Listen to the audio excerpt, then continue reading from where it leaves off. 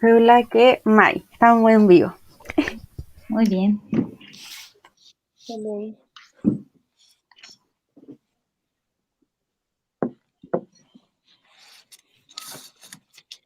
Gitwai meten?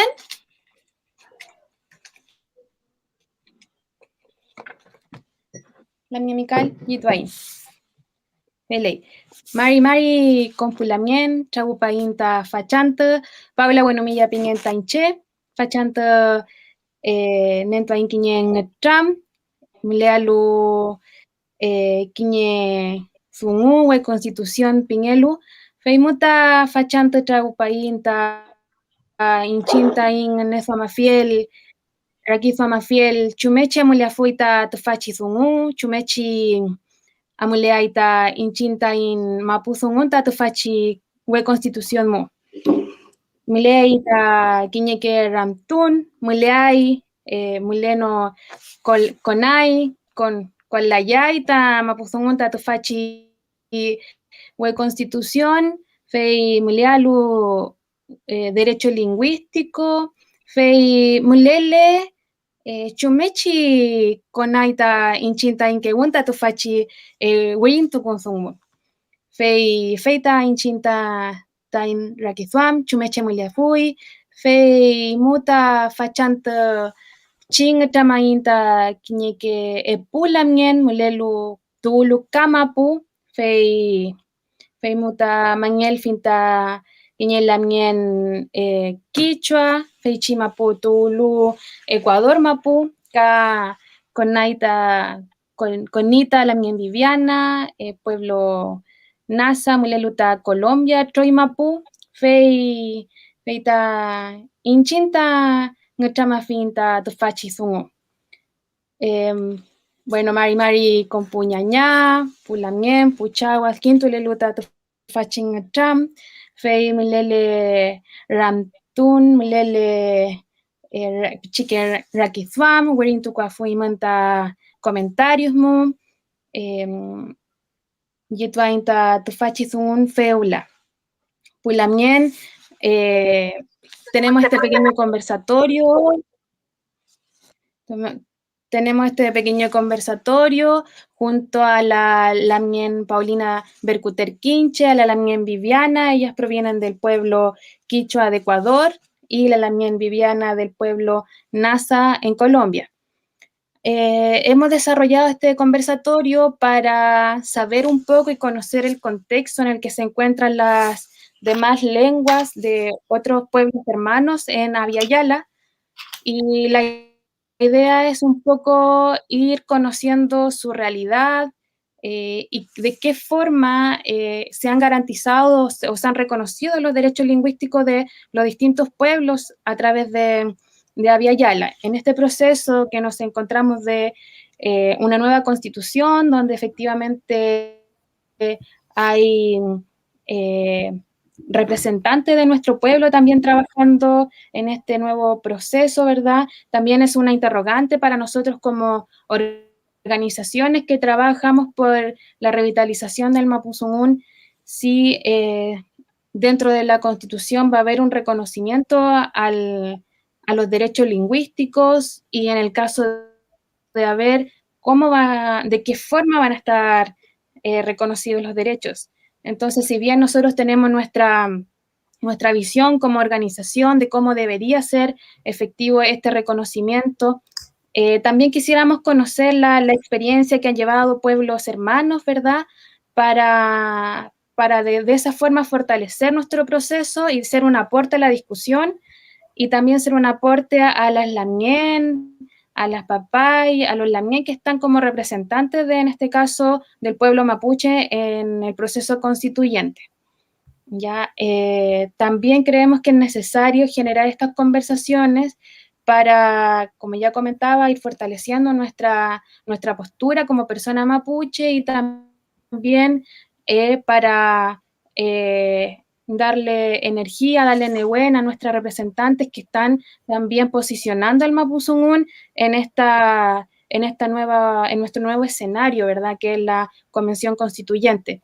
Un espacio donde se creía que el Mapuzungún no podía llegar porque el estatus del mapuzungún lo ha perdido completamente. Ya sabemos que de lengua franca en el territorio pasó a ser una lengua de un sector, ¿cierto? Una lengua vista como para la gente pobre, la gente ignorante, y esos rezagos de racismo todavía quedan dentro de la población chilena, ¿verdad? Cuando nuestra Lamien Elisa Loncón, nuestra papay Machi Francisca Linconado, habla mapuzungún dentro del contexto de la nueva constitución, ¿cierto? En estos trabún constituyente, inmediatamente tienen los ataques de un sector conservador, de un sector racista, fascista, que es finalmente quienes impusieron la educación en este territorio.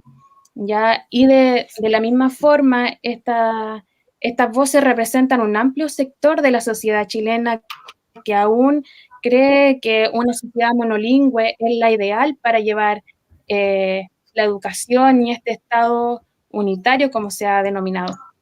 Entonces, finalmente creemos que es una conversación necesaria, que nosotros tenemos que hacernos parte de esto, y por lo mismo también hemos invitado a la Lamien Paulina, que voy a pasar un poco a presentar a la Lamien. La Lamien Paulina es ingeniera en desarrollo social y cultural, con un máster en género y política pública por la FACSO, ¿cierto? Ella es quichua de Imbabura, del territorio de Imbabura. Actualmente es concejala del cantón de Otavalo y es miembro de la organización CISARI, una organización quichua que trabaja por la revitalización de su lengua, ¿verdad? Y en este contexto también es donde nos hemos conocido. Y la Lamien Viviana González, ella por su parte es asesora en revitalización de lenguas originarias y procesos de educación propia desde 2006 con pueblos de Colombia y Abya Yala, particularmente con el pueblo Nasa y también el neohablante de la lengua Nasayuhue, como se llama la lengua. Es magíster en lingüística y actualmente también cursa el doctorado en lingüística en la Universidad del País Vasco, ¿ya? Entonces vamos a conversar con ambas Lamien. La idea es que también este conversatorio viene a ser unas miradas desde el activismo, como lo denominamos, que se llama Derecho Lingüístico y Nueva Constitución, una mirada desde el activismo, en concreto son miradas desde el activismo, ¿no? Y bueno, ahora para ya tomar la conversación en concreto, la Lamien Paulina Bercuter Quinche va a hacer la presentación, una presentación sociolingüística de su lengua para comentarnos dónde están ubicados, la característica de su lengua, ¿cierto? Y alguna otra información para que quienes nos están viendo igual puedan comprender y conectarse con este proceso.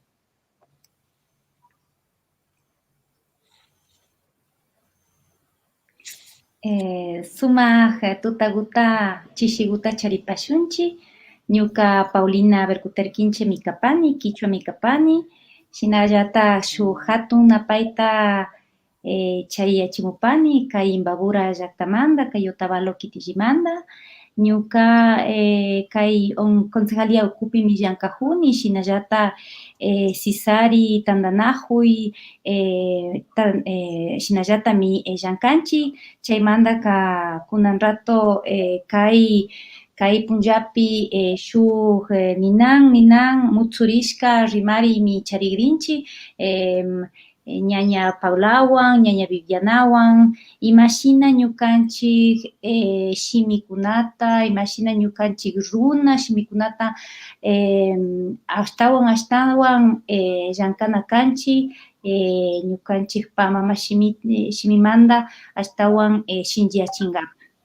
Buenas tardes, queridas hermanas, yo soy Paulina, estoy muy contenta de tener la posibilidad de compartir con ustedes un poco la experiencia. La verdad es que yo solamente soy la portadora de todo el trabajo, por eso me siento muy honrada de estar aquí, del trabajo que han hecho muchos hombres y mujeres antes que nosotros, del trabajo colectivo de las abuelas, de todos los hombres y mujeres que han permitido que nuestra lengua no muera.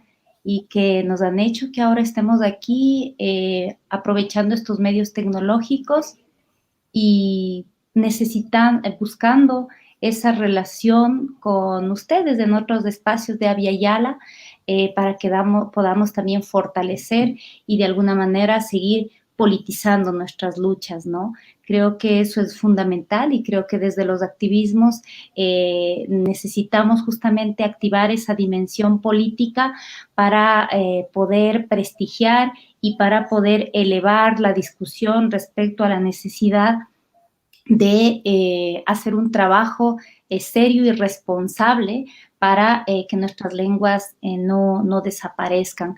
Creo que, y nos hermanamos, bueno, al menos en mi caso, yo como mujer quichua y también desde nuestra organización saludamos y nos hermanamos con el proceso constituyente que está viviendo Chile, ¿no? Porque sería, como decía la niña Paula, hubiese sido impensable hace algunos años que una mujer mapuche, una hermana mapuche esté al frente de este proceso de la constituyente, y eso quiere decir mucho, pero lo que tenemos que cuidar, como ha pasado mucho, es que no sea solamente un proceso cosmético o una mera folclorización, como ha pasado mucho en estos tiempos de neoliberalismo multicultural, como lo llamamos, que busca pues articular y presentar a la diferencia, pero no cuestionar las relaciones de poder efectivamente. Entonces, muchísimas gracias. Voy a compartir, perdón. Compartir pantalla. Dale, la mía, Paulina. Ya.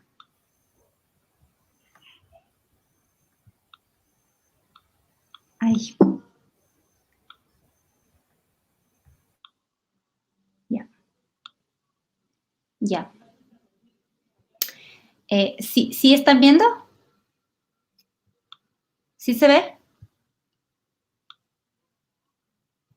No, la mía, todavía no.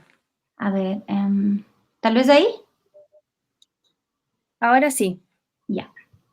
Esperen un momento y que... Ya.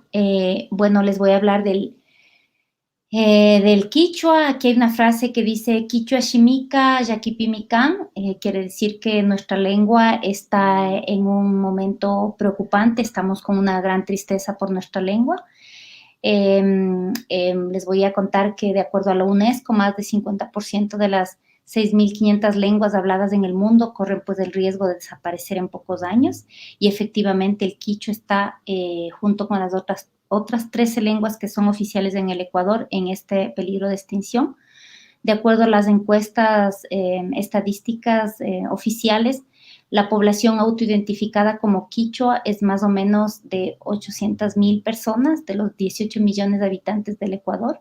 Creemos que hay un subregistro también bastante grande, porque como ustedes saben, esto es un asunto político también. En Imbabura, que es el territorio donde yo les estoy hablando, donde realmente sí hay digamos, todavía hay una vitalidad de nuestra lengua, a pesar de que se está perdiendo. De los 400,000 habitantes que tenemos, 70,000 nos autoidentificamos como quichuas. El 20% de la población entonces se autoidentifica dentro de esta gran cifra de 400,000, o sea, la quinta parte de la población es quichua. Quiere decir que 1 de cada 5 habitantes imbabureños es quichua, ¿no? En términos de uso de la lengua, en este censo oficial del 2010 respondieron que aproximadamente 23,000 personas son hablantes quichuas. Tenemos en Imbabura, pues existen 5,000 familias hablantes quichuas en Imbabura. Según los datos de estudios geolingüísticos, solamente 3 de cada 10 familias transmitimos la lengua en nuestro entorno familiar. Se ha investigado también el uso de la lengua en varios espacios sociales, educativo, laboral, comunitario, medios de comunicación, y se ha determinado que efectivamente entre más la población es más joven, menos hay un uso menor de la lengua, y cada vez más los espacios, digamos, de ocio, o los espacios sobre todo de interacción del Estado y con lo que significa los servicios públicos estatales, casi la utilización de la lengua es mínima, lo que realmente hace que haya un claro retroceso de nuestras lenguas. Entonces, este es un dato interesante que luego lo vamos a hablar un poco, es que en el ámbito educativo se encontró que el 85% es que había asistido a un sistema bilingüe, porque así se ha llamado durante muchos años y se sigue llamando así nuestra ley orgánica, no tenía destrezas de escritura en quichua, es decir, que algo está pasando porque no se está creando hablantes completos, sino más bien el quichua, lo poco que se transmite es oralmente y en la casa. En conclusión, podemos decir que en pocos años y en pocas generaciones el quichua puede desaparecer totalmente, porque vemos que existe, como les decía, un claro retroceso donde cada vez los jóvenes hablan menos quichua, el castellano por toda la entrada también, vuelvo a decir, de las políticas estatales, de los años de escolarización, pero también de los medios de comunicación hegemónicos y de las redes sociales, pues el castellano está ya inundando, digamos, todos los espacios de comunicación y haciendo que el quichua se retroceda, ¿no? Entonces, frente a esto, nosotros hemos bastante conversado alrededor de eso y hay mucha gente que está pensando y está escribiendo también alrededor de que, por ejemplo, las comunidades y las estructuras organizativas del movimiento indígena históricamente hemos luchado y posicionado muchos derechos. Como ustedes saben, el movimiento indígena del Ecuador es un referente no solamente para la región, sino diría más allá, un referente en lucha, un referente en resistencia y también en incidencia política. Es así que hemos posicionado derechos como los derechos de la naturaleza, la educación bilingüe, y estos derechos pues han estado como muy, digamos, muy presentes y también muy posicionados no solamente en el ámbito de la agenda política, sino también pública, ¿no? Entonces, vemos que en realidad existe una ausencia de la lengua en esta agenda y por eso es que es necesario crear masa crítica en favor de la lengua y politizar la lucha para incorporar a la agenda del movimiento indígena y de los demás otros activistas y sectores culturales que están trabajando por la recuperación del quichua, que es muy importante ahí, estas estrategias y acciones para generar conciencia y movilización social y política para la lengua, y ahí pues es donde entramos de lleno los diversos activismos para generar núcleos simbólicos, acciones, proyectos que fomenten la conciencia lingüística, el prestigiamiento social de nuestra lengua y unas acciones tanto estatales como desde abajo que nos permiten de alguna manera parar ese retroceso. Quiero compartirles que esta pequeña presentación que yo les acabo de dar fue realizada en el marco de un proyecto que estamos realizando con CISARI, mi organización, con ASCI, que es igual una asociación de radiodifusores que ahora está haciendo un gran trabajo en términos de posicionamiento de la lengua. La UNORCA, que es el Comité Central de Mujeres de un cantón vecino, donde quiero comentarles también que estamos trabajando el tema de vincular las luchas por las distintas opresiones, donde estamos trabajando la relación entre la lengua y el género.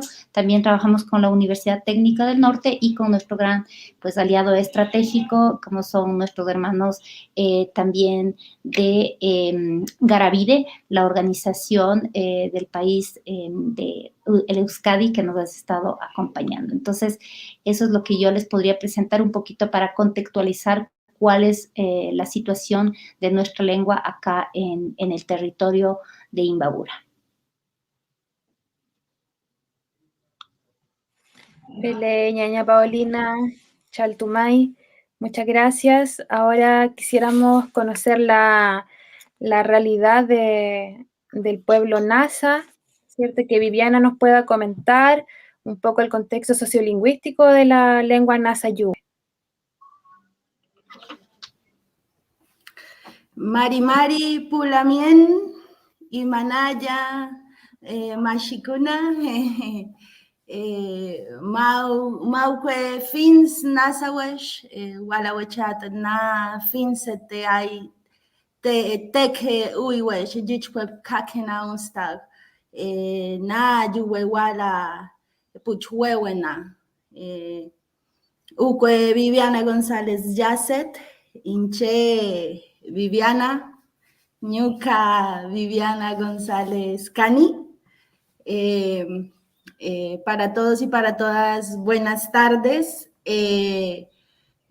un honor y un placer estar aquí, compartir este espacio con estas dos grandes compañeras, hermanas, mujeres y, como decía Paulina, garabidetarras, hermanas de un proceso de hermanamiento del País Vasco con los pueblos, con varios pueblos del mundo que permite estos espacios, ¿no?, de conversa y del compartir para tejer nuevos futuros, ¿no? Entonces, pues, un placer estar aquí. Me gustaría contextualizar un poco desde la experiencia de trabajo que he tenido con el pueblo Nasa. Voy a proyectar, aunque también voy a incluir un poquito el trabajo por fuera de la organización indígena como tal, en el nivel, digamos, de la institucionalidad, donde también se han venido avanzando en el tema de los derechos lingüísticos. Voy a compartir aquí la ventana. Un poquito para contextualizar el pueblo Nasa. Creo que estoy compartiendo la pantalla. May, Bueno, se ve. Bueno, sobre todo quisiera, voy a enfocar mi participación o la participación en esta conversa en el movimiento comunitario, en el movimiento desde las bases. En Colombia, pues hay una diversidad lingüística bastante amplia, aunque sobre todo me voy a enfocar en el caso Nasa. Yo creo que situar la diversidad lingüística de Colombia también hace parte de los retos y la complejidad que tiene el reconocimiento y la garantía de los derechos lingüísticos. Colombia es uno de los territorios de Abya Yala con una de las mayores diversidades lingüísticas, y eso asimismo genera unos retos bastante complejos para responder a esa diversidad y a la gestión de esa diversidad. El pueblo Nasa y la lengua Nasa como tal es la segunda lengua más hablada del país, pero, digamos, a comparación de las dimensiones poblacionales, por ejemplo, de la nación quichua, en el caso Nasa estamos hablando de no más de 250,000 personas en total a nivel de nación, lo que quiere decir que ya eso implica unos retos grandes porque la población es bastante, digamos, pequeña.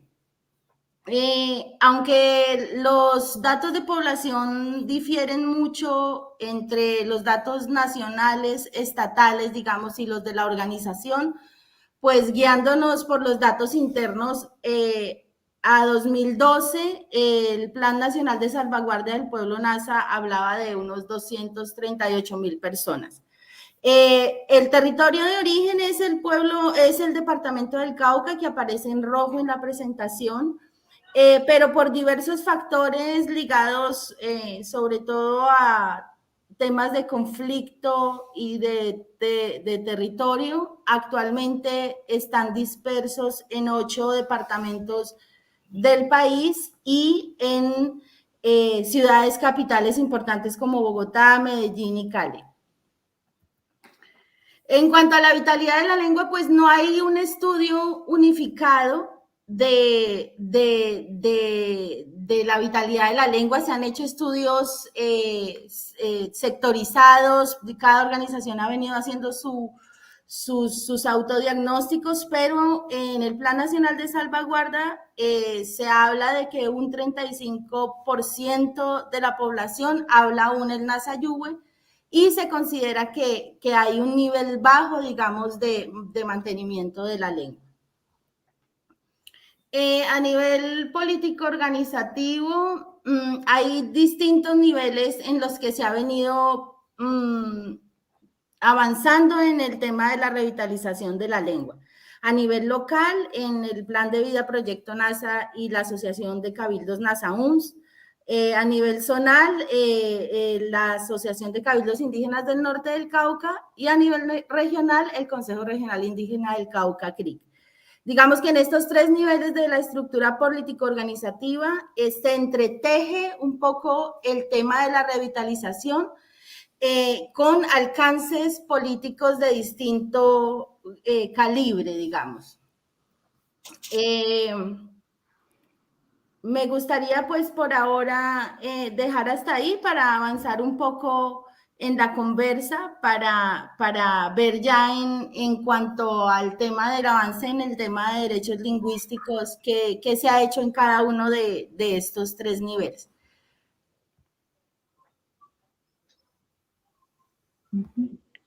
Leila, Mien, Viviana, Chartumay. Bueno, entonces ahora, cuando ya conocemos un poco la actualidad, ¿cierto? El contexto en el que están ubicadas estas lenguas, el quichua y el nasayúe, vamos a hacer una serie de preguntas entre nosotras para poder comentar y conversar cómo ha sido el proceso o cómo está el proceso de reconocimiento lingüístico en cada pueblo. Ya, entonces, les quisiera preguntar, en este caso, según lo que hemos visto, al menos acá en este proceso constituyente, se está casi asegurado o se ha visto una intención clara desde constituyentes no mapuche también de apoyar el proceso, declarar a Chile como un Estado plurinacional. Y plurilingüe hasta ahora no está muy clara la situación, no sabemos en qué lineamiento irán los sectores, ¿verdad? Que conforman este proceso, ¿ya? Entonces, a raíz de eso, igual quisiera preguntarles, en la Constitución o dentro de estos estados, Ecuador y Colombia, ¿se declara como un país pluricultural o plurinacional? Y en el tema ya de derechos lingüísticos, ¿existe concretamente un reconocimiento a los derechos lingüísticos a través de la Constitución o ya sea a través de leyes o algún decreto? Eso quisiera para partir la conversación, que ustedes me respondan una lo primero y luego la otra. ¿Podría partir Paulina? Yupaychani, ñaña Paula. Efectivamente, creo que justamente las experiencias que hemos tenido en países que compartimos mucho, ¿no? No solamente desde el punto de vista territorial, sino una misma historia colonial, una misma historia de conformación de un Estado que se ha conformado y que se ha construido a la espalda y excluyendo a las grandes mayorías, a unas grandes mayorías racializadas, a unas grandes mayorías que han sido portadoras de una cultura, que han sido portadoras de unas lenguas y que efectivamente, donde hasta ahora en nuestros países el mapa de la discriminación étnica y el mapa también del ejercicio de los derechos lingüísticos coincide con el mapa de la pobreza, ¿no? Eso hay que ponerlo de plano porque creo que estamos teniendo una discusión política sobre nuestras lenguas. En el caso del Ecuador, como decía yo, el movimiento indígena organizado ha tenido una gran actoría social. Es así que, bueno, nosotros tenemos como 20 constituciones ahora y en 3 constituciones se habla ya de la lengua, de las lenguas, en la del 1945, en la del 98 y en el del 2008. En el 2008, luego de pasar igual por todas estas luchas donde el sujeto histórico político ha sido el proponente, ha sido el movimiento indígena y donde ya se ha colocado el tema de la plurinacionalidad en el 2008 ya como un avance, porque quizás en la Constitución del 98 teníamos un Estado multicultural, ¿no? Pluricultural, multicultural, donde no había realmente una gran, digamos, claridad en ese sentido. Se avanza ya por la propuesta del Estado, del movimiento indígena, en 2008, la propuesta del Estado plurinacional. Pero creo yo, y les digo que la mayoría de ecuatorianos y ecuatorianas, y no solamente hablando de los 14 pueblos y nacionalidades que somos reconocidos acá, se desconoce qué se entiende por plurinacionalidad. Entonces lo tenemos ahí y en realidad hay un gran desconocimiento de la mayoría de la gente, inclusive desde nosotros mismos, ¿no? Entonces, y nosotras mismos. Entonces, esto hace que está en el primer artículo de la Constitución, está Estado laico, digamos, de derecho, social de derecho, plurinacional. Eso está en el primer artículo de nuestra Constitución. En el segundo artículo, en el artículo 2, se establecen los símbolos, ¿no? Se pone ahí el castellano como idioma oficial y luego, a renglón seguido, se pone el quichua y el shuar como idiomas y oficiales de relación intercultural. Entonces, ahí hay esa ambigüedad. Por un lado, se excluye a los 12 otros idiomas oficiales de los otros pueblos también, porque tengo que decir que sí hay una hegemonía del quichua también respecto a los otros, porque somos mucho más numerosos en términos no solamente de representación política y de agenciamiento, sino también de representación numérica, ¿no? Y de movilización también. Entonces, ahí aparece una ambigüedad que hace que luego difícilmente se vaya eso ya concretando.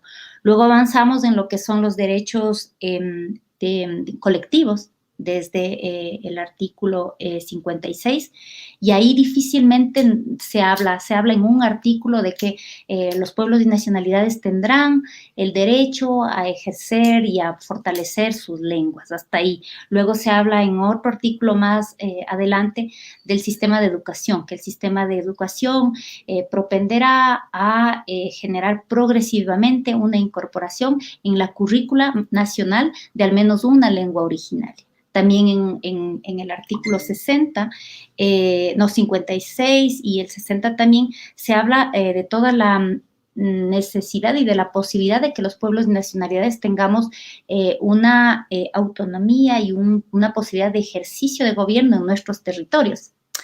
Pero lamentablemente, al menos en el tema de lo que es la lengua, hemos visto que a pesar de estos avances en el tema constitucional y algo, porque no contamos con una ley de derechos lingüísticos. Se estuvo trabajando hace 2 gobiernos, pero no hubo la voluntad política y tampoco tenemos nosotros muchos representantes. De hecho, ahora es contados, digamos, en mi sector político tenemos un representante de pueblos y nacionalidades de 137. Para el caso de las mujeres indígenas es aún peor. No tenemos esa vocería y esa representación política en los espacios, por ejemplo, de la Asamblea Nacional para poder empujar esta ley, ¿no?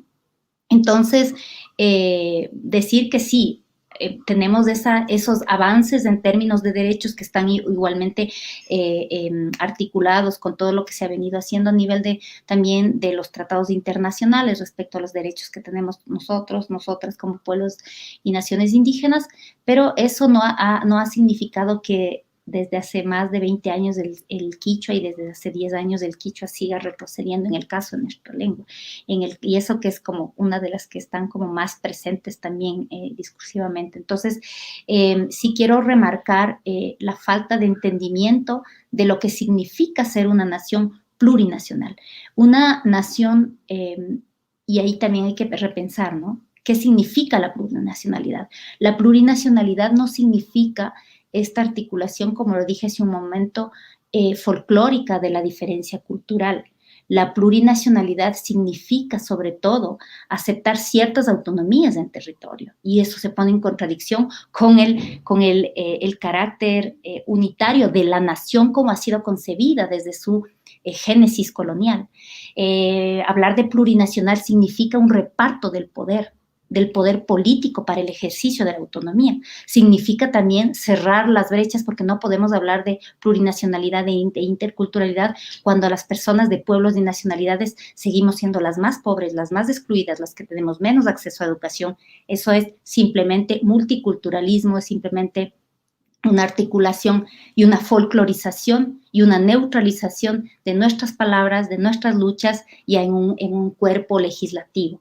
Entonces, creo que sí, hay mucho aún que hacer en el ámbito. Yo solamente no sé cuánto tiempo tengo, pero al menos en el ámbito educativo, como ha sido uno de los primeros como conquistas del movimiento indígena, tener un sistema de educación intercultural bilingüe, que se llamaba la DINEIB, que era una dirección nacional.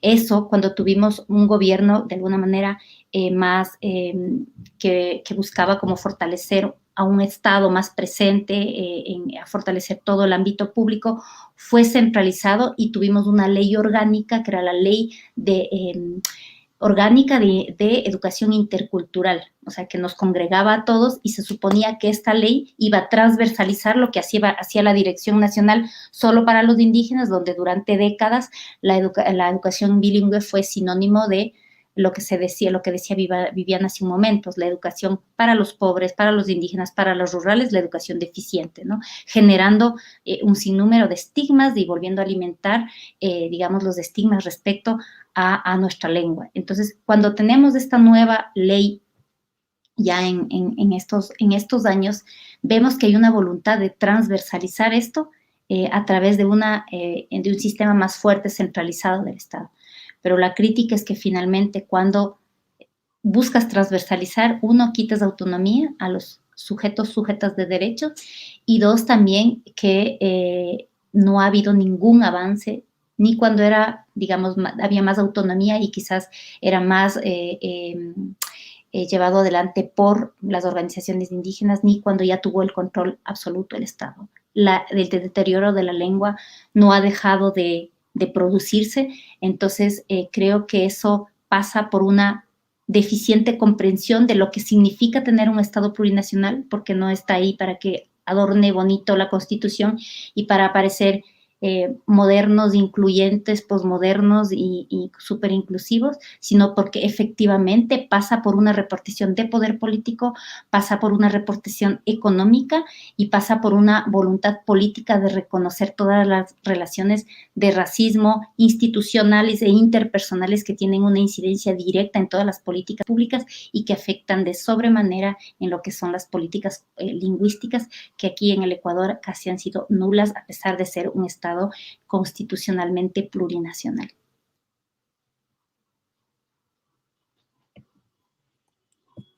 Fele, Lamien, Paulina, Chaltumay.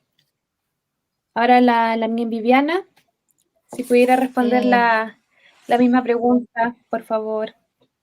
Feley.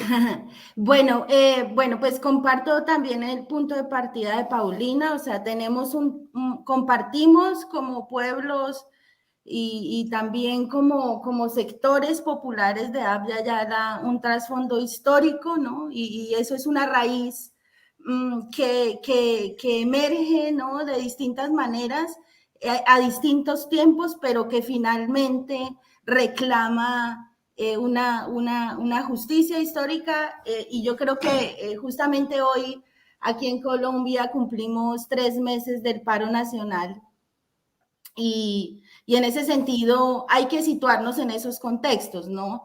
Porque eso para amarrar justamente con el logro, digamos, del reconocimiento constitucional aquí en Colombia, que se da en 1991, se da en el marco de unos procesos sociales muy particulares y que uno no puede perder de vista en la memoria que estamos haciendo, porque digamos fue gracias al movimiento estudiantil, fue en el marco de la desmovilización de grupos armados, entre ellos el M-19, pero entre ellos el movimiento armado del movimiento indígena, el movimiento armado Quintín Lame, una serie de situaciones históricas contextuales que presionan la Asamblea Constituyente y presionan el replanteamiento del Estado, ¿no? Entonces es importante situarnos siempre desde las bases, desde los movimientos, porque ahí no podemos aflojar, y tal vez adelantándome un poco a lo que tal vez es importante compartir, que cuando cedemos o nos relajamos en el movimiento social, en el movimiento comunitario, a veces nos afectamos nosotros mismos porque nos conformamos en el reconocimiento. Entonces, bueno, en Colombia en 1991, entonces, la Constitución efectivamente da un giro en primer lugar, en el reconocimiento, ¿cierto?, de los grupos étnicos como ciudadanos, porque en la constitución anterior, que era de más de un siglo antes de 1886, los pueblos indígenas eran considerados como salvajes y ni siquiera la ley los regía ya directamente la iglesia, las misiones. Entonces, bueno, ese es un reconocimiento importante en la Constitución del 91, ¿cierto? El reconocimiento étnico, pero también el reconocimiento multicultural y plurilingüe, digamos. En ese sentido, la Constitución también en el artículo 10 reconoce la cooficialidad de las lenguas indígenas junto con el castellano en sus territorios. Digamos que en ese sentido hace una limitación territorial, pero de todas maneras sus territorios también es algo que no es tan, digamos, tan claro. Bueno, en fin, el caso es que efectivamente hay un reconocimiento de los derechos lingüísticos a nivel constitucional, y en el 91 y 20 años después, en el 2010, 19 años, se desarrolla, digamos, ese articulado constitucional en una ley específica de lenguas nativas, que es la Ley 1381 de 2010. Pero estamos hablando de un marco de casi 20 años, de la declaración de la Constitución a, digamos, la expedición de una ley específica de lenguas. En esos 20 años, pues bueno, no vamos a hablar de 20 años en media hora o en unos minutos, pero sobre todo, yo creo que en Abya Yala los esfuerzos se han enfocado sobre todo en la escuela. Y eso ha tenido lo bueno, pero también nos ha costado mucho a nivel de familia, a nivel de comunidad, a nivel de nuestra propia forma de vida, donde de verdad la revitalización puede generar una semilla, ¿no? en nuestras realidades, no más allá de la escuela. Entonces, sin embargo, estamos a 10 años de la Ley de Lenguas de 1381 de 2010, a 11 años ya, casi, y hay que ver que el desarrollo de esa ley es casi que cero. Vamos a decir, en los últimos años, ha habido una presión, en los últimos 2 años ha habido, yo creo que una presión grande en el marco del Año Internacional de las Lenguas y de la posterior declaración del decenio, que ha mosqueado un poco a los gobiernos, ¿no? En el caso de Colombia, como bueno, tenemos que, sí, no nos podemos pero es un poco más una presión de postura que de voluntad política profunda, porque desde la base realmente nosotros no sentimos que ese reconocimiento, que esa ley de lenguas, que todo lo que se ha ganado con la lucha, porque no ha sido voluntad política, sino ha sido resultado y ganancia del movimiento indígena, de tantas vidas que se han dado para que tengamos el goce de ciertos derechos, pero que estamos ahí todavía digamos, en lo simbólico, Entonces, yo voy a resumir en decir que sí tenemos reconocimientos constitucionales, tenemos una ley específica de lenguas, incluso en la reflexión que hacía Paulina de lo plurinacional. En términos afirmativos, la ley no habla de plurinacionalidad, la Constitución, perdón. Pero, digamos, hay un artículo que es el 329, que habla de territorios indígenas. En el marco de una minga, de un paro nacional, se logra el decreto 1953 de 2014, que reconoce un cierto nivel de autonomía a los territorios indígenas.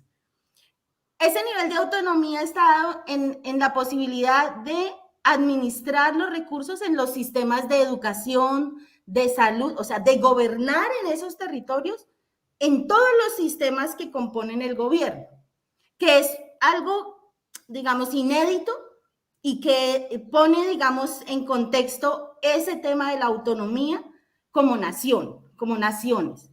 Pero digamos que constitucionalmente no está a través de este decreto 1953 el tema de las autonomías territoriales que permitirían dentro de esa autonomía también gobernar en el tema de los derechos lingüísticos. Sería como lo que podría comentar en esta pregunta, Paula. También, Viviana. Sí, dentro de el concepto de plurinacionalidad también como mapuche tenemos distintas visiones y distintas expectativas de lo que podría ser la declaración de un Estado plurinacional, ¿verdad? Porque tampoco se quiere, o como movimiento mapuche, se quiere este reconocimiento, como ustedes decían, simbólico de lo que es ser plurinacional o plurilingüe igual, sabiendo la lucha histórica que han traído nuestros ancestros, y que finalmente Chile o el pueblo mapuche sea parte de la nación o de esta gran nación chilena, también nos deja ver un poco dónde queda la autonomía de nosotros como un territorio propio, dónde queda, en qué lugar se sitúa Gualmapu cuando nosotros nos reconocemos como aún como un territorio propio, ¿cierto? El territorio mapuche, que está entre lo que hoy es Chile, lo que hoy es Argentina, y dentro de este territorio donde finalmente Chile tendría que reconocer el territorio mapuche, ¿no? Y dentro de este territorio también una autonomía donde se puedan garantizar, ¿verdad? O sea, efectiva una descentralización, ¿verdad? Chile se comprende no como un Estado federal, sino como un Estado unitario, donde la mayoría de los impuestos y de los recursos que llegan a nivel regional se van directo a Santiago.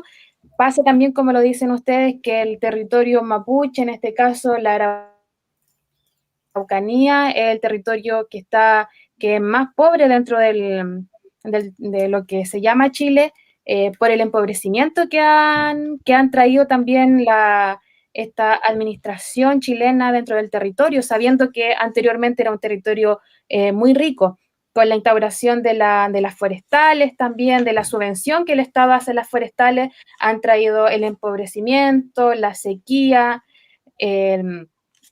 Cada vez la gente mapuche tenemos menos tierra, ¿verdad? Se han reducido enormemente los lugares de tierra, los territorios se han reducido mucho, y la alternativa que viene desde la institucionalidad tampoco permite la recuperación de estos territorios. Ya acá existe un concurso de tierras que se llama, que a través de CONADI, la institucionalidad que maneja los temas indígenas en Chile, donde la gente mapuche tiene que postular a tierra para ver si en el sorteo le sale o no un pedazo de tierra, o si le pueden comprar para restituirle el territorio que era de sus ancestros. Y esa es como una tómbola de la suerte, que si haces demasiada presión podría llegar a salir sorteada tu tierra, pero es finalmente una ilusión que mantienen la familia hace 20 años, 30 años, y finalmente tienen que asumir la lucha de la autorrecuperación, ¿cierto? De ir e instalarse en el territorio que era de su ancestro, y empezar a recuperar de esa forma. Y luego viene todo lo otro, que es la militarización, ¿cierto? Porque estos territorios ya están en manos de inmigrantes europeos, de colonos europeos, que finalmente se están llevando toda la riqueza del territorio igual. Entonces, todo esto nos hace pensar finalmente qué logramos nosotros con una plurinacionalidad. Y haciendo el balance, no sabemos si finalmente es algo que hay unos que dicen sí nos sirve porque nos van a reconocer al menos, pero vemos otras personas que decimos quizás lo principal es partir desde una descentralización donde efectivamente se reconozcan los territorios y las autonomías para trabajar dentro de esos territorios, ¿ya? Entonces, según lo que entendí, Al menos en el territorio NASA sí, actualmente existe una autonomía territorial donde ustedes pueden controlar la educación y el sistema de salud. ¿Verdad, Viviana? Así es, sí. En el marco de ese decreto, digamos que se vienen construyendo los sistemas propios que cada vez, digamos, se van ampliando, porque primero fue el sistema educativo indígena propio, luego está el sistema de salud, el sistema jurídico, el sistema ambiental, el sistema de defensa de derechos humanos, es decir, todo lo que compone el gobierno propio o la estructura del gobierno propio para, digamos, la gestión y administración del territorio. Es el decreto 1953 del 2014 para el que lo quiera profundizar, ¿no? Sin embargo, de todas maneras, en todos los casos de que estamos hablando, la implicación o siempre se ha hecho necesario activar esas ganancias en reconocimientos desde el movimiento comunitario, digamos, porque la Constitución está ahí y lo reconoce, y la ley de lenguas también está ahí, ¿sí? Pero también es de qué manera utilizamos esa herramienta para el fortalecimiento de los procesos locales. Y en el tema territorial, el tema territorial es un tema bastante complejo, porque aquí estamos hablando, digamos, de dos tipos de territorio. El territorio que está reconocido legalmente, sobre el que se puede gobernar, ¿cierto? Pero también sabemos que hay un proceso de recuperación de tierras, de liberación de la madre tierra. Y eso resulta de alguna manera inconstitucional, ¿cierto? Pero también constitucional, porque es el derecho primario al territorio y a la tierra, porque sin territorio y sin tierra no hay donde revitalizar ninguna lengua. Entonces, digamos que ahí es también, hay dos tipos de situaciones a nivel territorial y es un tema muy complejo. Y tal vez en el caso de Wallmapu, de pronto pienso que podría alumbrar también el caso del vasco, ¿no? Porque el caso vasco que está entre Francia y España, pero de fondo está el movimiento civil, el movimiento vasco, la gente rompiendo esa frontera, que muchas veces no las vamos a poder romper legalmente, pero que tenemos que mantener, digamos, la disidencia, o no sé cómo se quiera decir, ¿cierto? Superponiendo las fronteras históricas, incluso desde la lengua. La lengua, como parte de la defensa territorial, es, digamos, fundamental. Entonces, por ahí hay claves que podemos dar también para que ese tipo de asuntos lingüísticos mezclen con lo territorial y den un sustento, ¿no?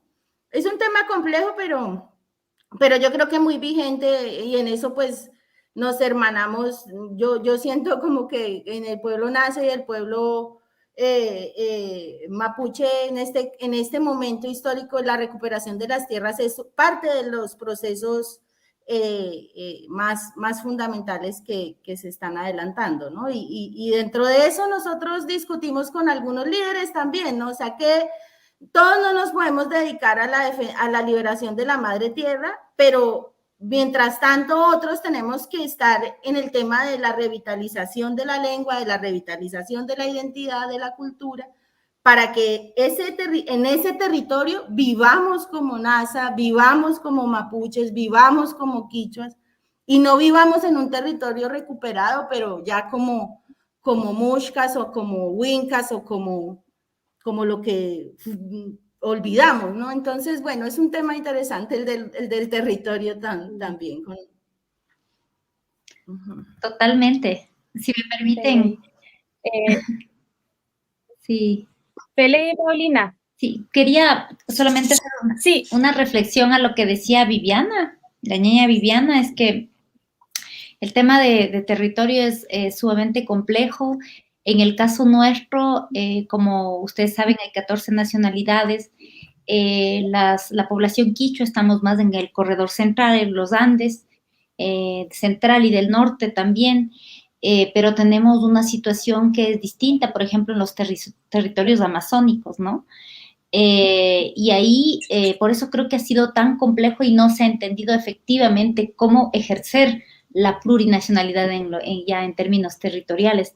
De acuerdo a las últimas estadísticas y estudios que se han hecho, aún no oficiales, pero la mayoría de quichua hablantes ahora se encuentran en las dos grandes ciudades, en Quito y en Guayaquil, en la capital y en la capital comercial. Entonces, eso nos vuelve a plantear a nosotros, porque así como toda la población latinoamericana desde los 70 y la población ecuatoriana se ha urbanizado y ha migrado, eso también ha afectado sin duda alguna a la población quichua y a la población de pueblos y nacionalidades. Entonces eso nos confronta a otro tipo, porque evidentemente, como les decía, nosotros tenemos un artículo en la Constitución que faculta la construcción de circunscripciones territoriales indígenas, es decir, como de una suerte de territorios donde nosotros podríamos ejercer. Eso desde el 2008 hasta ahora.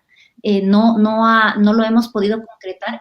En algunos casos yo creo que porque no ha estado en la agenda política, efectivamente, por lo complejo que es, inclusive a nivel, digamos, de los poderes más fuertes y conservadores en las élites, sobre todo en nuestro país, que han concebido, pues, de manera unitaria y de manera alrededor de todos estos símbolos patrios del siglo anterior, la bandera, el escudo, el himno y así, para quienes pretender una autonomía significa una atomización, una balcanización, una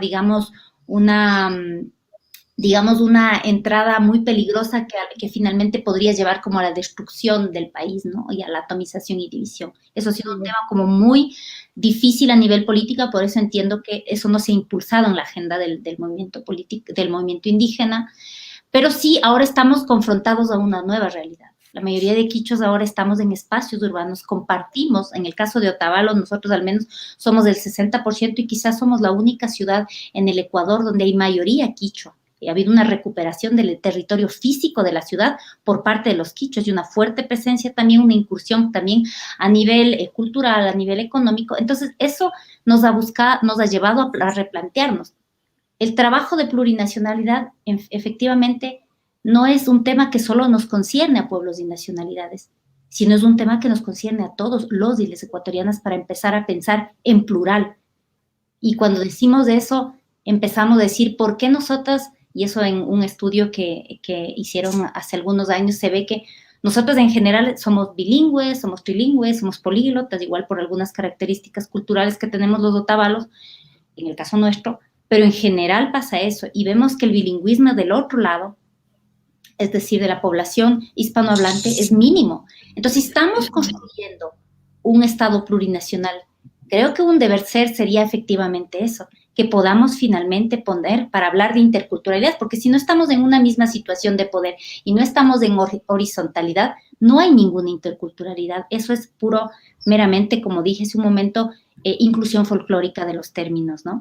Entonces, estamos ahora avanzando, pensando cómo poder ejercer esos derechos en contextos urbanos, cuando estamos compartiendo un territorio, porque no dejamos de ser comunidad, pero estamos compartiendo ya un territorio con la población no quichua. Pero ahí igual el Estado plurinacional tiene que garantizarnos esa posibilidad. ¿Y cómo se efectiva eso, por ejemplo? ¿Cómo se efectiviza eso? Es, por ejemplo, teniendo en todos los ámbitos de la política pública la posibilidad de vivir de acuerdo a nuestras propias, digamos, contextos. Es decir, que yo como mujer quichua tenga efectivamente la posibilidad de dar a luz en mi sistema de salud o en el sistema estatal, digamos, que no es quichua, ¿no?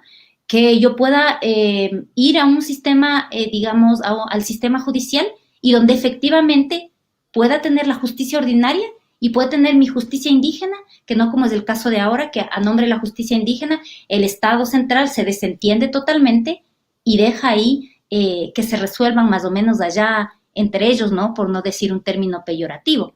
Entonces, vemos que hay todas estas contradicciones y en todos los ámbitos debería ser así. En el ámbito de la salud, ustedes saben que el ámbito y el manejo del cuerpo es uno de los ámbitos donde mayor complicaciones hay porque hay más racismo, porque el manejo del cuerpo, ahí es donde se afloran muchas cosas, y donde la población, sobre todo en los servicios de salud, y le estoy hablando de un estudio que se hizo aquí de parte de una académica, es donde menos se utiliza la lengua quichua porque hay un bloqueo y hay un miedo también, ¿no?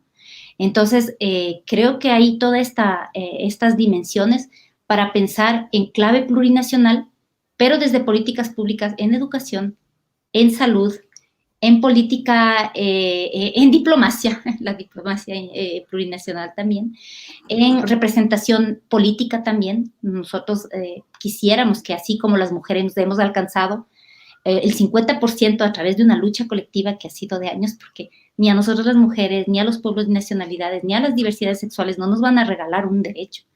Entonces, que también hay una representación política que sea en función de las nacionalidades y que nos permita seguir llevando adelante y pensar de manera concreta, de manera, digamos, ya práctica, la concreción de estos derechos, tener más representantes, hombres y mujeres de pueblos y nacionalidades en el espacio político.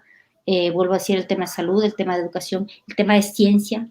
Tenemos una ausencia increíble, por ejemplo, en producción de pensamiento, en producción de conocimiento, en nuestras lenguas, a partir de nuestros propios contextos culturales, ¿no? Entonces, eso es lo que un poco también creo que desde los activismos se está haciendo, ¿no? Eso es lo que están haciendo todos los, digamos, los espacios que están buscando una revitalización en ese sentido y no esperando todo desde el Estado. También, Paulina. Bueno, para continuar, quisiera continuar con la siguiente pregunta. Bien, a ver, espera un momento que escucho un eco.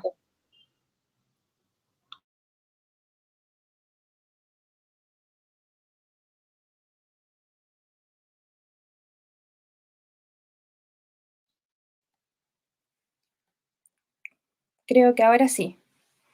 Bueno, si bien desde Colombia nos comentaba Viviana que existe una ley específica de lenguas nativas, que me imagino que no es en específico para la lengua Nasayugue, sino es una ley para todas las lenguas, en este caso originarias de Colombia.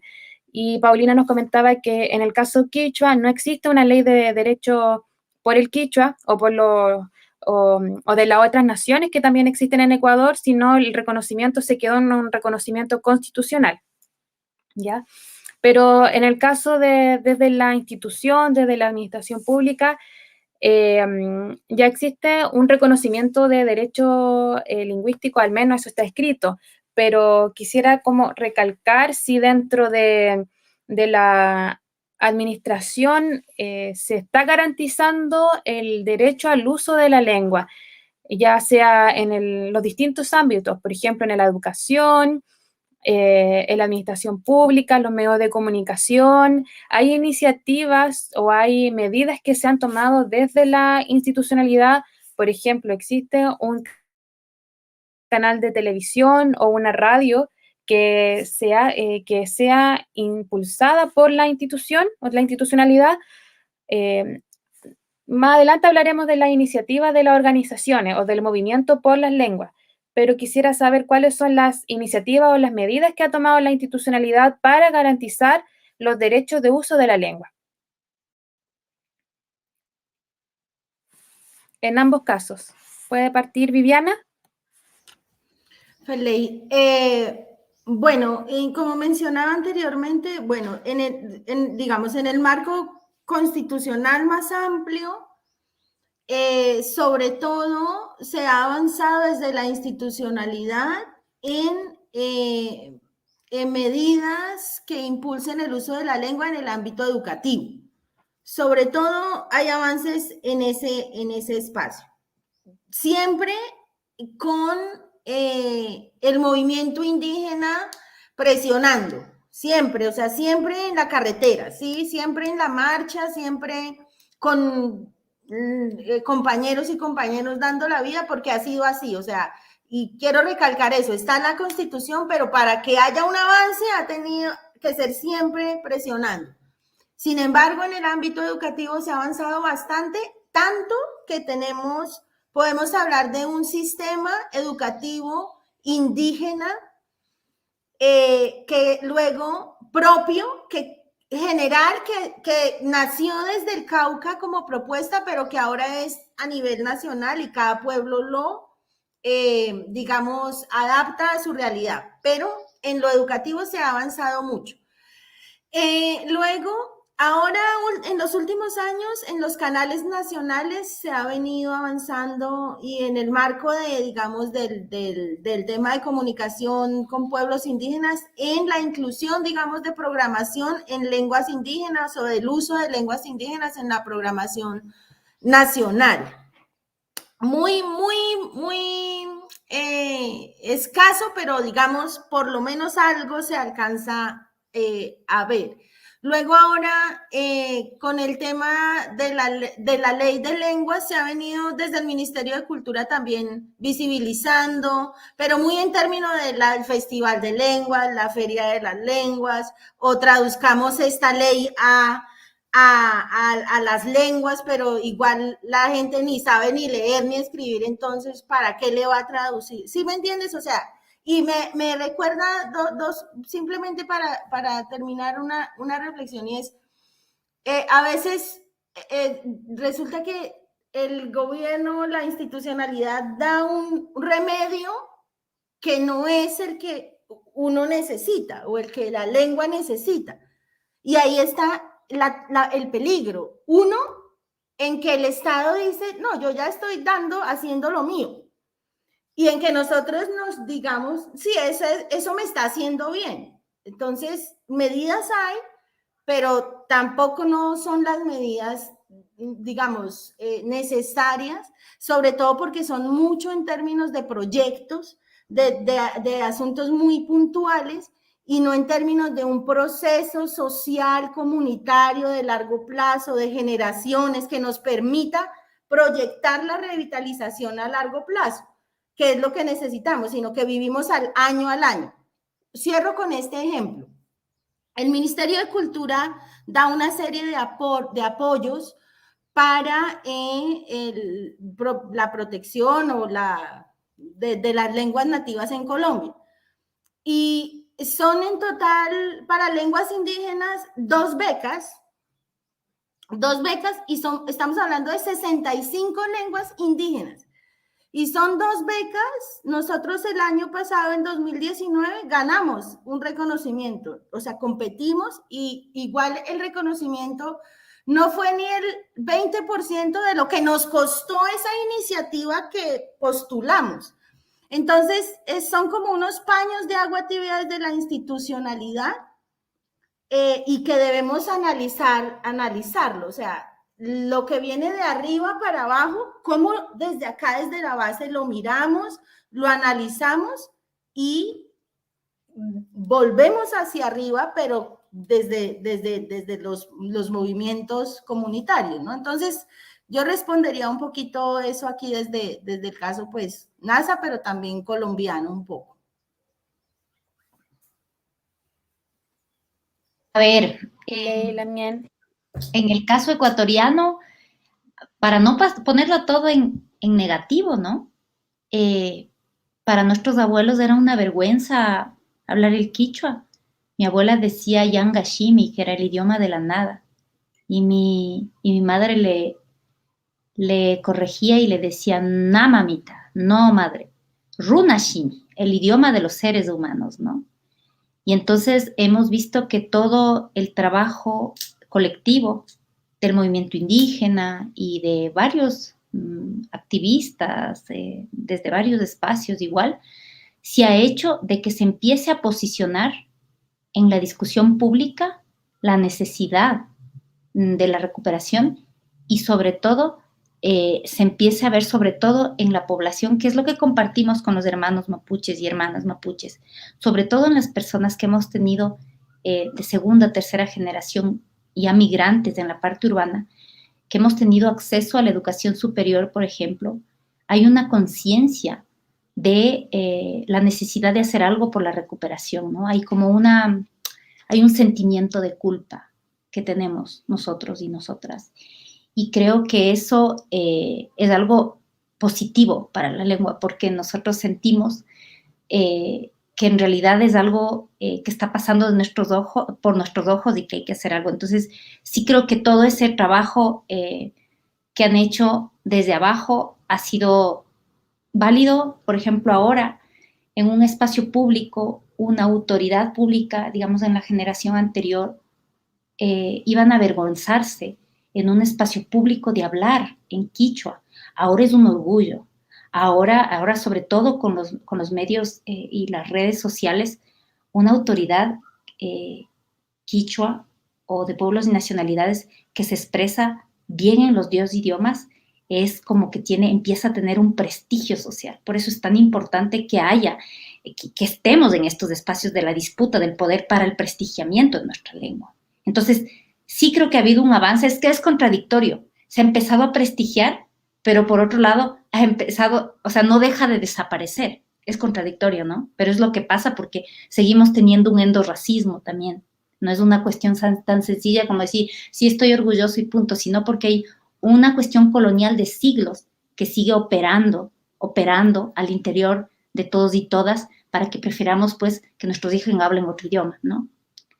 De ahí a nivel concreto de lo que se ha hecho a nivel de política pública, voy a hablar de la educación. En la educación se ha creado todo un sistema que se llamó a nivel general de educación intercultural bilingüe, pero el problema es que se ha puesto un sinnúmero de deberes al ente rector, es decir, centralizando al Ministerio de Educación. Se ha quitado autonomía también a los pueblos y nacionalidades, por eso yo conecto con la idea de ustedes de poder guardar y precautelar cierta autonomía.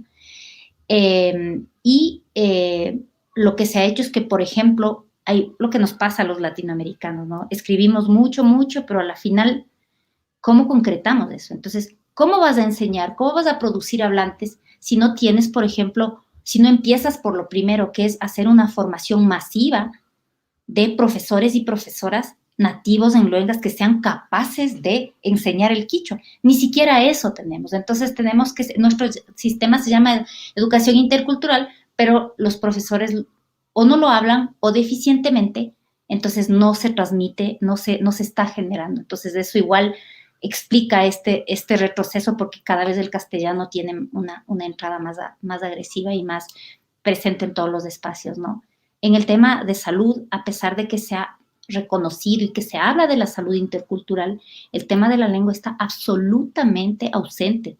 Cuando sabemos, digamos, yo un poco por el trabajo que he hecho, de que al menos las mujeres, cuando van a entrar a tener un servicio de salud, se sienten extremadamente maltratadas, discriminadas y limitadas por la barrera lingüística. Entonces ahí no se ha hecho nada. Sí se ha puesto quizás un reconocimiento de las parteras como una manera muy folclórica y eso sin reconocerles económicamente, ¿no? Porque hay un estatus y una racialización muy fuerte, ¿no? Entonces ahí tampoco no hemos tenido ningún avance, ninguna presencia para nuestra lengua. Por ejemplo, en los demás ministerios, es verdad que se ha puesto en temas de políticas afirmativas para hacer que más hombres y mujeres de pueblos y nacionalidades puedan tener una beca de estudios superiores o de estudios en maestría. Se ha puesto digamos, si tú eres de pueblos y nacionalidades, eres afroecuatoriano, de la diversidad sexual o discapacitado, tienes unos puntos, digamos. Pero solamente lo pones, ¿eres de un pueblo indígena? Sí, pero no es que pasas, digamos, un examen donde realmente tengas una competencia lingüística y eso te ayude a prestigiar. No es que en todos los ministerios, en el Ministerio de Minas, en el Ministerio de Ambiente, en todos los ministerios hemos dicho, bueno, aquí en territorio de Imbabura tenemos tanto número de habitantes y en función de esto cada cartera de Estado va a tener que tener tantos funcionarios que tengan que ser bilingües. Eso no está. Si de repente está una autoridad en ese momento indígena, una autoridad quichua, lo va a hacer por voluntad política. Pero eso no ha ido más allá y los que hemos podido pasar, yo estuve en una cartera de Estado 2 años y me acuerdo que hice esa propuesta a la ministra en la época y pues fue un saludo igual, nadie me hizo caso porque, bueno, ya soy la directora en su territorio porque no existe justamente una norma nacional que obligue a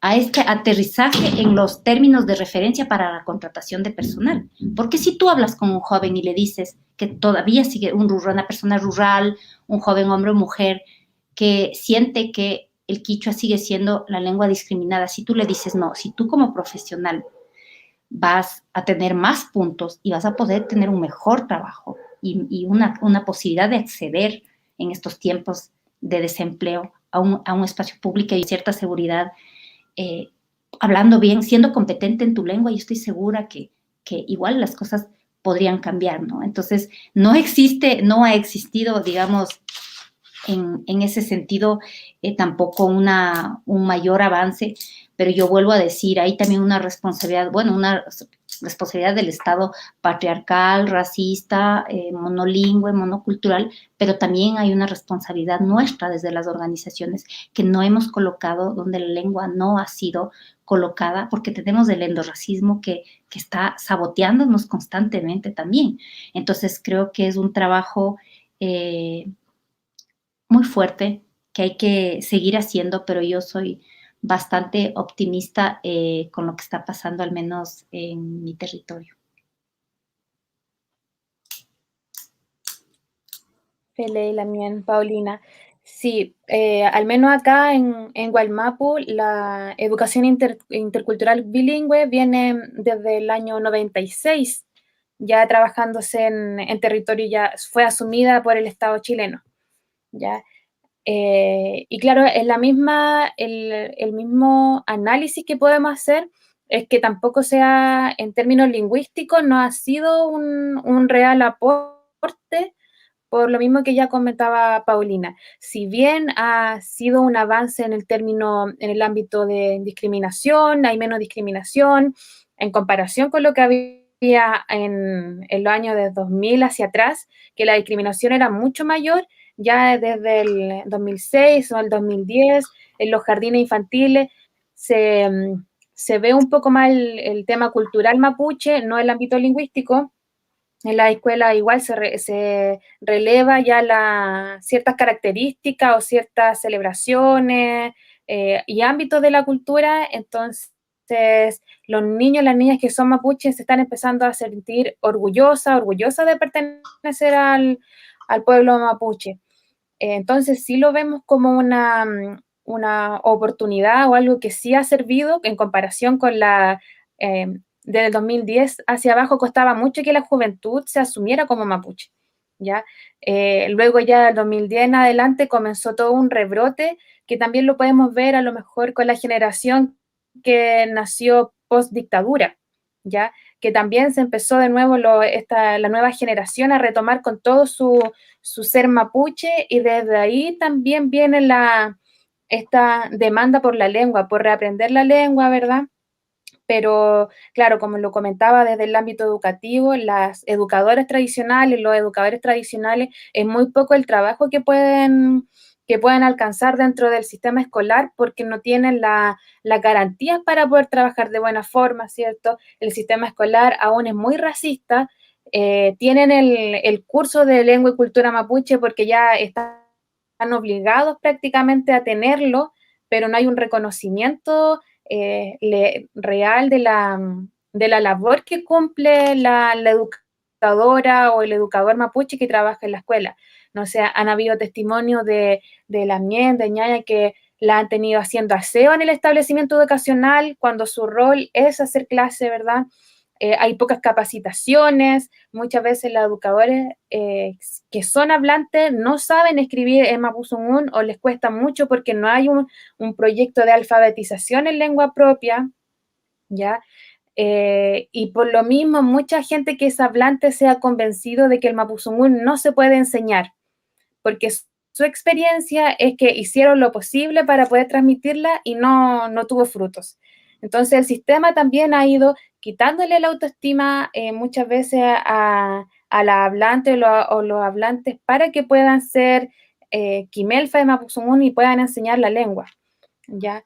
En el ámbito de salud también es muy poco lo que hasta ahora hay, si bien hay encargada de salud, una oficina de asuntos indígenas o asuntos mapuche dentro de cada municipio o cada hospital. También es muy poco porque hay muy poco intérprete, hay mucha vulneración de parte de los médicos que están en Wallmapu, de enfermeras también, que todavía en el ámbito de salud también la gente ha sido muy vulnerada, ¿ya? Y bueno, a nivel de funcionarios públicos, tampoco es lo mismo que allá en Ecuador, que no hay una voluntad desde los gobiernos de turno, ¿verdad? Para poner intérpretes, para generar realmente políticas públicas, pero creo que la deficiencia mayor es que, como también decía Viviana, que las medidas que se toman a nivel central no vienen coordinadas con las organizaciones o los territorios. Entonces, las medidas que se toman finalmente se discuten a nivel central, en este caso puede ser Santiago, y están totalmente alejadas de un territorio sin tomar en cuenta el nivel de, no sé, la población que está, dónde está territorializada la población, ¿verdad? Las características socioculturales, no vienen a cumplir con algo, es decir, nosotros ya dimos un porcentaje de nuestro presupuesto para que se haga el tema de educación intercultural, para que se vea la salud mapuche, para que se vea la vivienda mapuche, y con eso ya está todo, lo cumplimos con lo que era nuestro deber. Sin embargo, no hay una articulación y eso también es lo que nos preocupa a nosotros como personas mapuche, es decir, que finalmente, si bien nosotros vemos que es una necesidad generar una ley del mapuzungún en este caso, porque nos interesa que el territorio mapuche tenga, como tiene su lengua, que el mapuzungún sea reconocida como lengua del territorio, ¿verdad? Y que el proyecto de revitalización lingüística y de reparación lingüística sea en un territorio que es el territorio de Wallmapu, ¿verdad? Pero que no venga dado desde el nivel central, sino que se trabaje con las organizaciones, que se vea, que se nos dé la libertad de tener nuestro modelo educativo, que nosotros levantemos nuestra escuela, levantemos nuestro jardín infantil, ¿verdad? Y que nosotros tengamos esa autonomía para decidir lo que nosotros queremos como futuro de nuestra lengua, ¿ya? No sé, generar un servicio local territorial de educación, ¿cierto? Que regule las escuelas en Mapuzungún, que hasta ahora también se ve muy lejano una posibilidad de generar escuelas de inmersión, pero se ve lejano a nivel de institucionalidad desde la propia administración, porque nosotros como movimiento ya se está volviendo una necesidad, ¿verdad? En mi caso tengo un hijo de ya 2 años y un poquito más, y se vuelve una necesidad generar el jardín infantil, porque una tiene que trabajar, ¿verdad? Y yo que he comenzado mi proceso de crianza en Mapuzungún, no veo una alternativa de mandar a mi hijo a un jardín que sea en castellano, aunque sea con el sello intercultural, porque el sello intercultural finalmente lo que yo veo es que es un sello de folclorización, de que para el solsticio de invierno se visten de mapuche, que cantan algunas canciones, pero de ahí a más en el ámbito lingüístico sería un retroceso enorme de dejar a mi hijo a nivel lingüístico en un jardín infantil. Entonces, finalmente, creo que, como bien decía Paulina, no hay que dejar que el reconocimiento, si es que existe, quede en lo bonito, ¿cierto? Que sean fuegos artificiales, que sean luces que finalmente nos encandilen, porque no es que nos reconozcan un derecho, sino que en la práctica se garantice el uso, ¿verdad? y bueno, que exista una carrera de pedagogía en Mapuzungún para enseñar el Mapuzungún, pero también que pensemos en la primera infancia, que tiene que haber un programa también de educación parvularia orientada a los jardines infantiles. Y bueno, también eso, más que nada ahondar que tiene que ser en coordinación con las organizaciones y que el movimiento mapuche tiene que empezar a empoderarse de la lengua. Yo creo que esta es la generación de los 30, los 20, en realidad se ha dado cuenta de la falta que está haciendo en nosotros el Mapuzungún, ¿ya? Y esta nueva generación de políticas y políticos mapuches se está asumiendo como una carga el no saber Mapuzungún, ¿ya? Y para la gente que comenzó el movimiento mapuche, bueno, el movimiento mapuche está de 1910, pero ya del 90 en adelante, mucha de la lideresa, de los líderes mapuche eran hablantes o son hablantes. Pero con tener que, con la discriminación igual y con el tener que dar mensaje a la prensa, cierto mensaje a los organismos públicos, el castellano se fue posicionando dentro de los espacios de discusión política, incluso internos mapuche.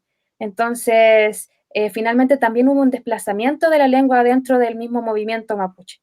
Y eso es un peligro porque se empezó a ver la lengua como, por lo mismo que decía Paulina, ¿cierto? Que la lengua empezó a perder prestigio entre la gente mapuche y se priorizaba el castellano. Entonces, alguien que llegaba a la universidad es muy bien visto, entonces que mi hijo no aprenda Mapuzungún porque le va a costar llegar a la universidad si es hablante.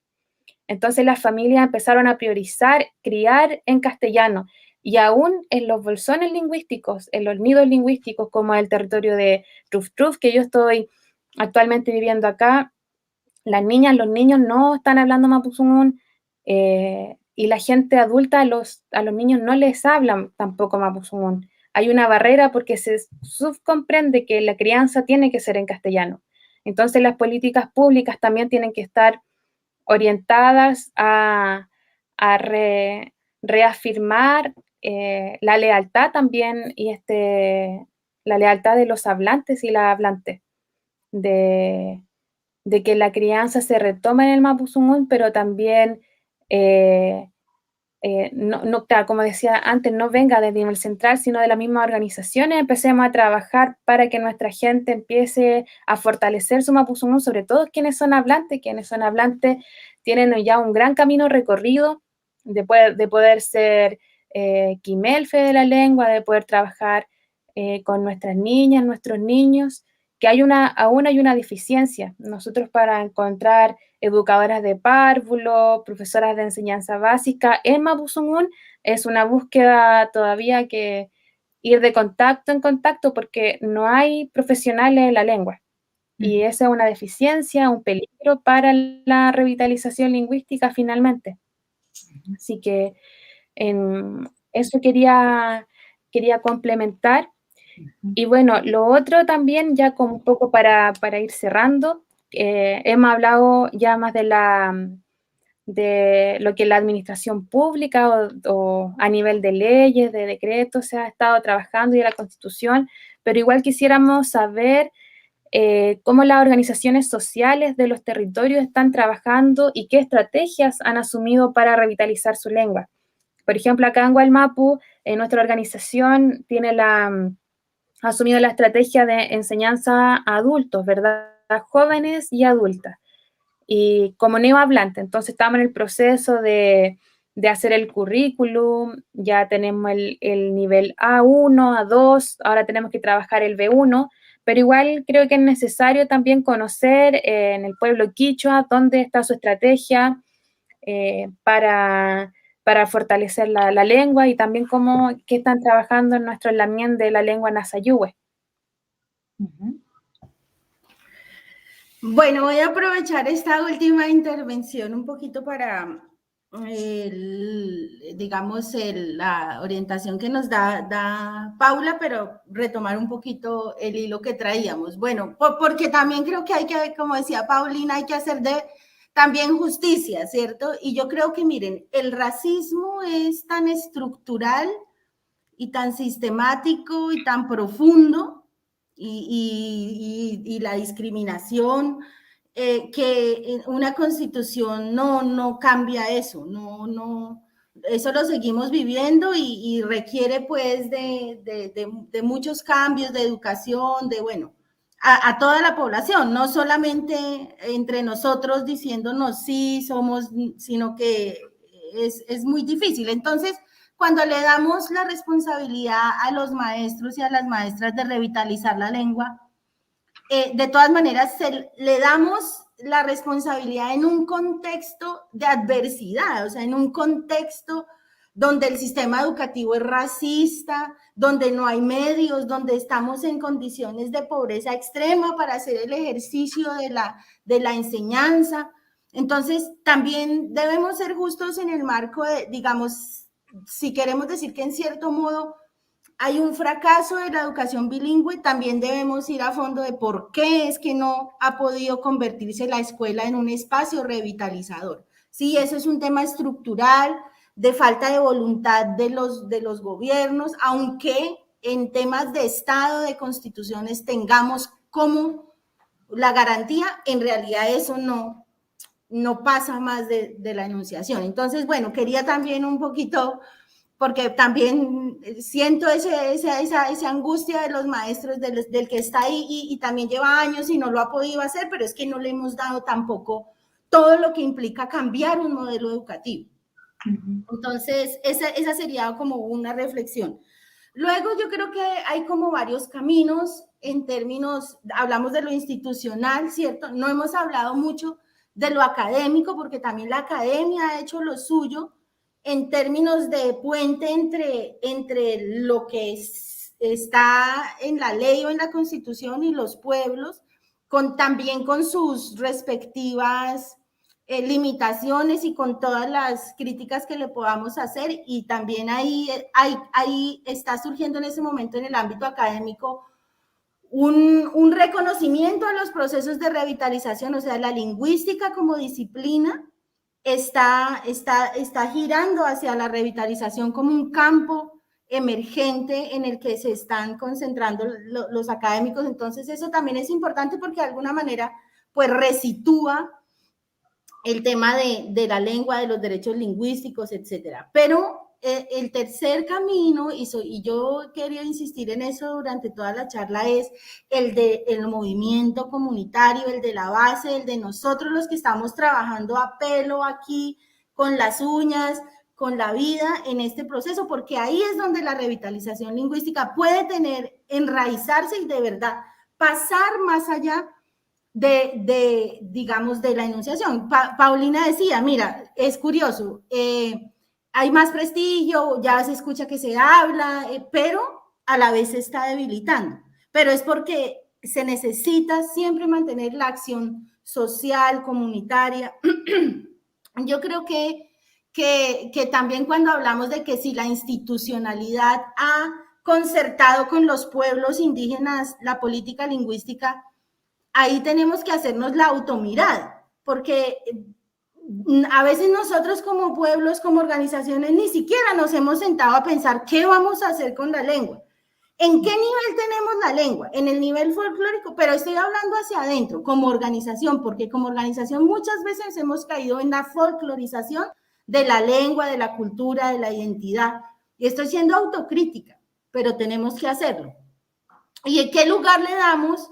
¿Cómo elevamos el tema de la identidad, de la cultura, a un nivel político, a un nivel de la lengua como eje de las autonomías, para que de verdad podamos, digamos, atravesar el tema de la lengua en los procesos organizativos, sociales, comunitarios, donde podemos darle un uso? O sea, es que la lengua es en la vida de las comunidades. Es una visión ecológica, si se quiere, ecolingüística, que implica que la revitalización debe tener estarse mirando de tú a tú con la salud, con la educación, con el territorio, con la gobernabilidad. Y en ese sentido yo creo que está bien, y la ley de lenguas aquí dice, cualquier cosa que haga el gobierno debe de concertarlo con los pueblos. Los pueblos deben hacer un plan. Entonces, yo pienso que en este momento, para cerrar, nosotros como organizaciones, como pueblos, debemos sentarnos, pensar, organizarnos, y es lo que hemos hecho, y sobre eso ir a hacer la exigencia, porque en realidad lo que necesitamos básicamente son recursos, porque nosotros podemos definir qué hacer, pero hay una responsabilidad del Estado para que esos planes de salvaguarda de las lenguas pues se lleven adelante. Entonces hay una tarea grande, hay herramientas, y yo creo que la pelota la tenemos las organizaciones y los pueblos en el caso de Colombia, y es decir, bueno, gobierno nacional, aquí estamos, hay una ley, esto es lo que necesitamos, y elevar, yo creo que las autoridades en ese sentido se han apersonado mucho del tema de la revitalización, y en ese sentido un gobernador está llevando el tema de la lengua de autoridad a autoridad, de gobierno a gobierno, y eso ya tiene otro nivel y otro alcance. Más allá del maestro, más allá del padre de familia, es un ejercicio de gobernabilidad. Entonces, pues, yo cerraría un poquito como con esas reflexiones más bien generales. Muchas gracias. Yo estoy impresionada de escuchar cuántas cosas compartimos en realidad. Es como que voy a volver a decir lo que dije al inicio. En realidad hemos caminado transitado por un mismo camino, ¿no? Con nuestras diferencias, pero finalmente tenemos lo que tenemos. Tenemos aún estados coloniales que son el resultado, ¿no? De esta construcción a espaldas, ¿no? De la mayoría.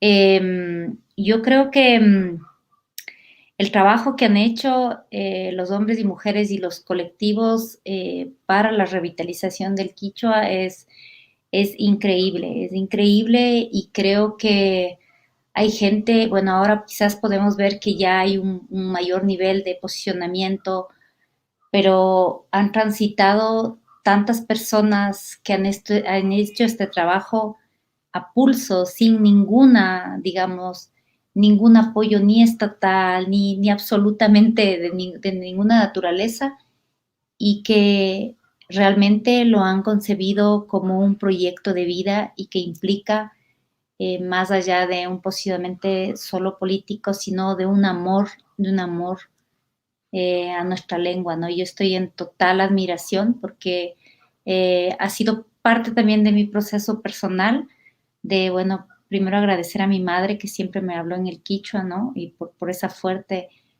conciencia histórica que ella tenía de ser una mujer quichua, y sobre todo en el camino, en mi recorrido político de compañeros y compañeras que me hicieron entender que la lucha no era completa, sino era también una lucha por recuperar la palabra y así tejer nuestra memoria, ¿no? Y en eso, pues, estos encuentros que nos hemos hecho a través de los hermanos del País Vasco o de Euskal Herria, como más bien ellos quisieran que digamos, nos han enriquecido muchísimo, muchísimo.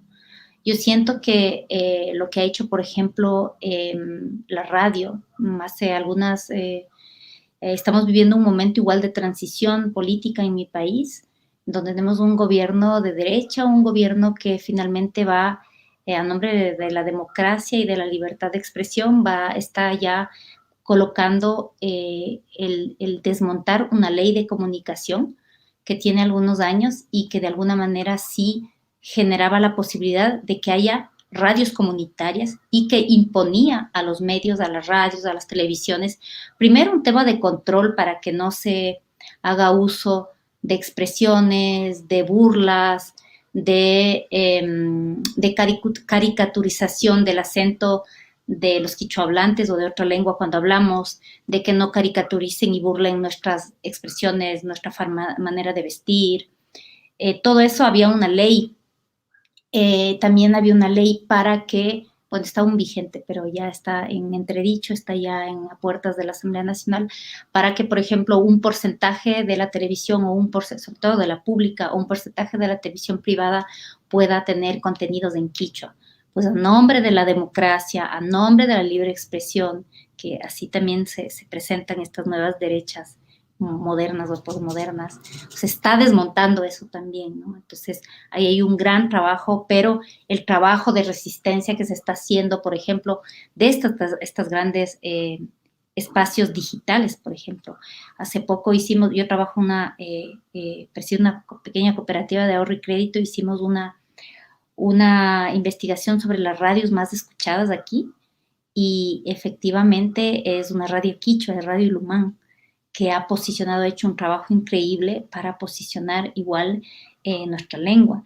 Tengo que decir también que últimamente, desde la emergencia y la reivindicación de los feminismos populares, de los feminismos indígenas, comunitarios también, se ha utilizado, nosotras hemos utilizado la lengua para estar en espacios donde nunca habíamos estado, porque los movimientos de mujeres, los movimientos feministas se habían concentrado en espacios urbanos, totalmente hispanohablantes, donde nuestra lengua y nuestra presencia era absolutamente nula, y eso nos está permitiendo como hacer un cuestionamiento del patriarcado y de las relaciones de subordinación con nuestros propios compañeros, en nuestros propios contextos, pero también hacia afuera, ¿no? Hacia la sociedad y hacia la cultura hegemónica. Ahora mismo estamos discutiendo, por ejemplo, la posibilidad de que, como ustedes saben, en el Ecuador se acaba la Corte Constitucional acaba de aprobar una modificación a la Constitución para que por lo menos el aborto por violación sea un derecho para las niñas, mujeres y adolescentes, y nosotras desde el activismo de Mujeres Quichuas estamos exigiendo para que haya un protocolo específico donde se contemple el tema de las lenguas, ¿no? El tema de las lenguas en los servicios, del acompañamiento, de la reparación, en un tema tan,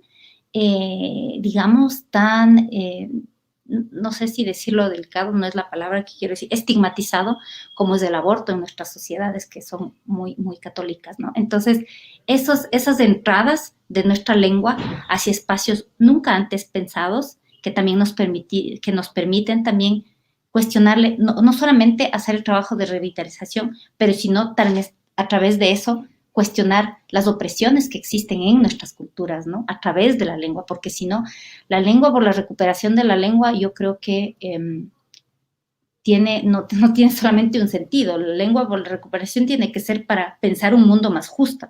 Y si denunciamos la opresión de las lenguas hegemónicas hacia nuestras lenguas minorizadas, también tenemos que hacer en ese mismo ejercicio utilizar la lengua para recrear, para repensar, para replantear otras relaciones de género, por ejemplo, entre nosotros, ¿no? Que es algo que está escondido a nombre de la cultura y que es algo que, digamos, al menos en nuestros contextos está silenciado, invisibilizado por el Estado, invisibilizado por las organizaciones, invisibilizado en el discurso folclórico, en el discurso culturalista, ¿no? Entonces, creo que son nuevos espacios que tienen que ser llenados por la lengua, y yo estoy convencida que en esos espacios de militancia las mujeres vamos a estar, porque tenemos un rol fundamental en todo lo que es la recreación de la cultura y la posibilidad de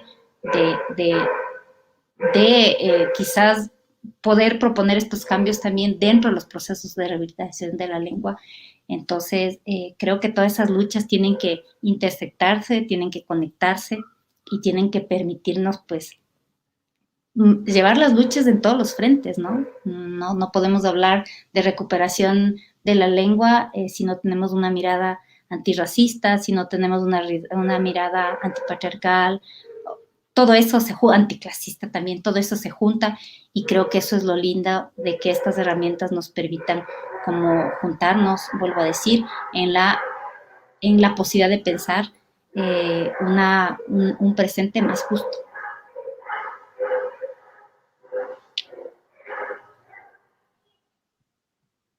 Pele y también Paulina, sí. Yo creo que la conversación la podemos dejar hasta aquí. No sé si Viviana tendrá también alguna palabra final o con eso ya está bien.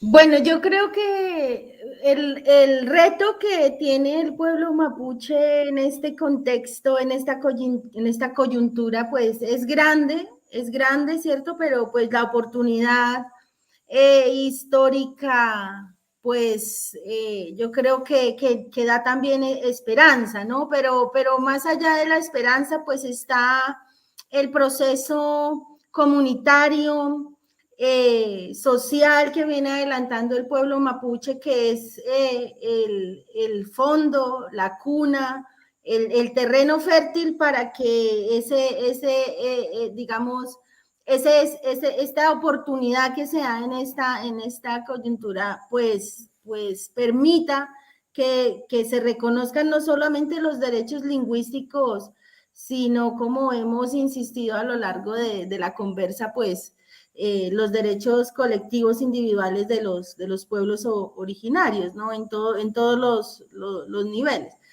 Pero mucho más allá de eso, pues también debemos siempre caminar desde los pueblos en el ejercicio político propio, o sea, la política lingüística propia, las experiencias pilotos propias, todo lo que surge como semilla del movimiento indígena, del movimiento comunitario, es lo más importante, debe alimentar ese ejercicio constitucional y debe mantenerse por encima de todo, porque finalmente es ahí donde está en juego la pervivencia de los pueblos. Entonces, yo creo que insistir en que el movimiento a favor del Mapuzungún, de Mapuzungún Letuain y todos los colectivos alrededor de esta lucha por el Mapuzungún, pues tengan una participación.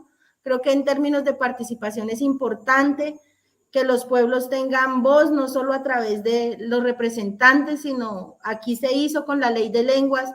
Yo hice parte de ese equipo, una ronda nacional con las organizaciones, nos sentamos, los escuchamos. O sea, en términos metodológicos también es importante ampliar la participación y bueno, pues abrazar al pueblo mapuche y agradecer también a Paulina por compartir este espacio y pues que vengan otros espacios donde podamos compartir las vivencias y compartir y tejer la esperanza entre todas y todos.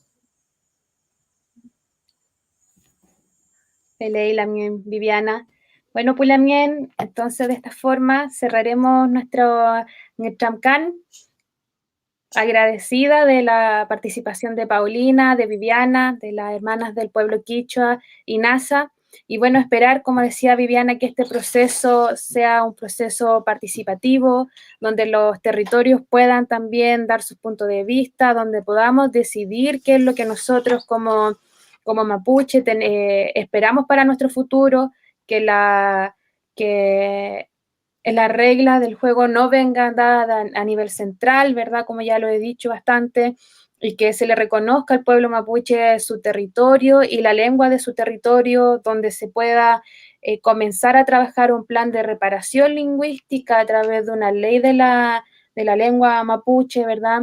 Y donde la niñez y las nuevas generaciones que vengan tengan la posibilidad de crecer y de educarse en el Mapuzungún, no como nosotros que tuvimos que, en muchos casos como el mío, tuvimos que reaprender la lengua o aún estamos en proceso de reaprender, y muchos hablantes todavía están con vergüenza de hablar su lengua. Entonces hacer esa justicia también histórica hacia nuestra gente, hacia nuestros mayores, que tengan la dignidad de ser atendida en los servicios públicos en su lengua, donde se le entienda, ¿verdad? Y bueno, de a poco ir avanzando en tomar conciencia como sociedad mapuche de qué futuro le queremos dar a nuestra lengua, así como a los espacios propios, ¿verdad? A la naturaleza, cómo vamos recuperando los los ríos, cómo vamos protegiendo nuestro entorno. Si bien la lucha ecológica y la lucha territorial ha avanzado ya bastante o lleva bastante tiempo, la lucha por el Mapuzungún se ha visto un poco estancada y vemos que el Mapuzungún no tiene otro territorio donde vivir si no es en Wallmapu. Y si olvidamos de trabajar por el Mapuzungún, va a ser una pena que nuestro futuro como Wallmapu sea en castellano, ya una sociedad asimilada, ¿verdad? Y le estaríamos dando la victoria a este Estado colonizador que está hasta la última, va a querer luchar para que el Mapuzungún no exista o no podamos vivir en nuestra lengua. Así que eso sería por hoy, Pulamien, agradecida de quienes están escuchando. Y bueno, Ngechamkan es para nuestra reflexión y para poder aportar también un poco en este proceso y poder generar conciencia también y aprender de los procesos de pueblos hermanos. Así que eso sería Pulamien, hasta aquí dejamos la conversación. Peu Cayal. Miranda y Paichani. Gracias. Pelei.